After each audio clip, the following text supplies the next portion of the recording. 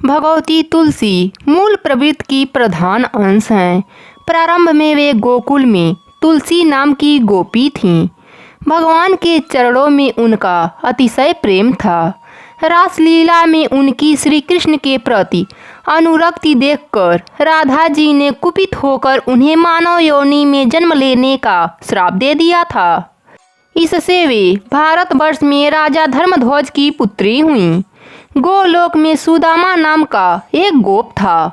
श्री कृष्ण का मुख्य पादर्श था। उसे भी किसी कारण से क्रोध होकर राधा जी ने दानव योनि में जन्म लेने का श्राप दे दिया। उसके श्राप से अगले जन्म में वह सुदामा शंखचूड़ दानव बना। ब्रह्मा जी के प्रेरणा से भगवती तुलसी का शंखचूड़ दानव से गंधर्व विवाह संपन्न हुआ। ब्रह्मा जी का वरदान प्राप्त कर उस दानव राज ने अपने पराक्रम द्वारा देवताओं को स्वर्ग से निष्कासित कर उस पर अपना अधिकार कर लिया। देवगण एकत्र होकर भगवान विष्णु के शरण में गए।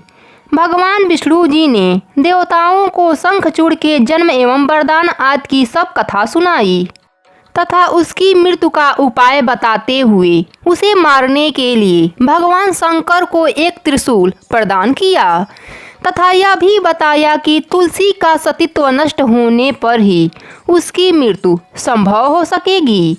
इसका भी आश्वासन भगवान श्री विष्णु ने देवताओं को दिया।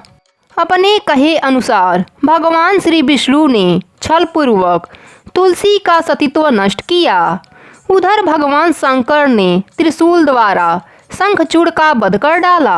पतिव्रता तुलसी को भगवान के द्वारा छलपूर्वक अपना सतीत्व नष्ट करने की जानकारी हुई तो अत्यंत शोक होकर उसने भगवान को पाषाण होने का श्राप दे दिया।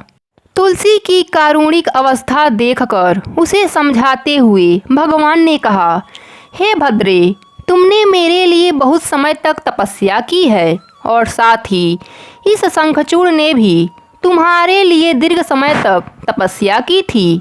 तुम्हें पत्नी रूप में प्राप्त करने के बाद अंत में वह गोलोक चला गया।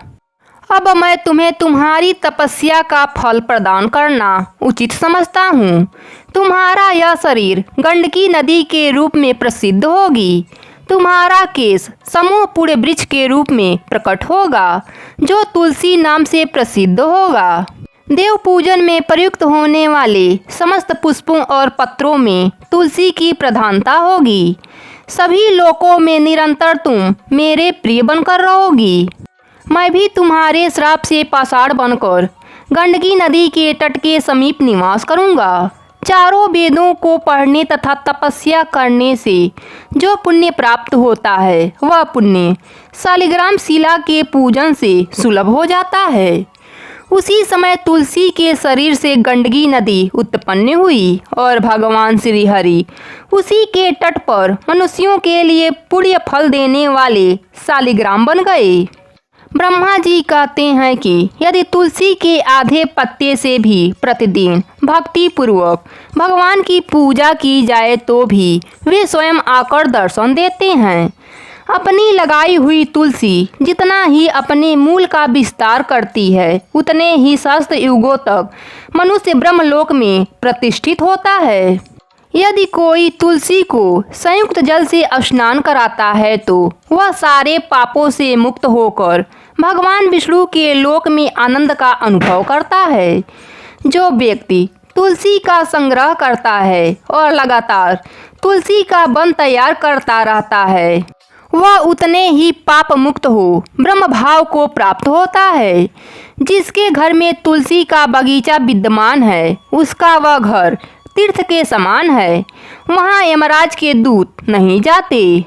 तुलसी वन सब पापों का नष्ट करने वाला पुण्यमय कामनाओं को देने वाला है।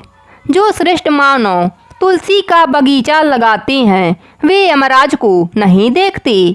जो मनुष्य तुलसी माला धारण करते हैं पाप उनके शरीर का स्पर्श नहीं करता है। जहाँ तुलसी वन की छाया होती है वहीं पितरों की तृप्ति के लिए श्राद्ध करना चाहिए। जो प्रतिदिन आदर पूर्वक तुलसी की महिमा सुनाता है वह सारे पापों से मुक्त होकर विष्णु लोक को जाता है।